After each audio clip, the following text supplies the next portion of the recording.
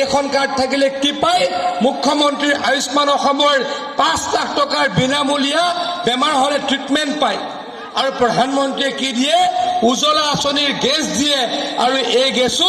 বজাৰৰ মূল্যতকৈ 300 টকা কম পায় এই যাদু কাৰ্ডখন আপোনালোকে ভালদৰে থব আৰু প্ৰধানমন্ত্ৰী ডাঙৰীয়া আৰু মুখ্যমন্ত্ৰী ডাঙৰীয়াক আশীৰ্বাদ কৰিব আৰু যাতে আমি ৰাজ্যৰ কাৰণে কাম কৰিব পাৰোঁ সদায় ৰাইজ যোৱা সময়খিনিত আমি কেনেকৈ কাম কৰিছো আপোনালোকে প্ৰত্যক্ষ কৰিছে যোৱা হৈ বছৰত এইখন চৰকাৰে ৰাজ্যৰ কাৰণে কিমান কাম কৰিছে যোৱা 7.5 বছৰত বিজেপিৰ চৰকাৰখনে অসমৰ ৰাজ্যৰ কাৰণে কিমান কৰিছে অসমৰ ৰাইজে প্ৰত্যক্ষ কৰিছে আৰু সেই কাৰণে আপোনালোকে আমাক আশীৰ্বাদো কৰিছে আৰু আশীৰ্বাদ কৰিব মই আপোনালোকক অনুৰোধ জনাব খুজিছো মোৰ মনত পৰে আজিৰ পৰা যেতিয়া 2.5 বছৰ আগতে অসমত নিৰ্বাচন অনুষ্ঠিত হৈছিল সেইখিনি সময়ৰ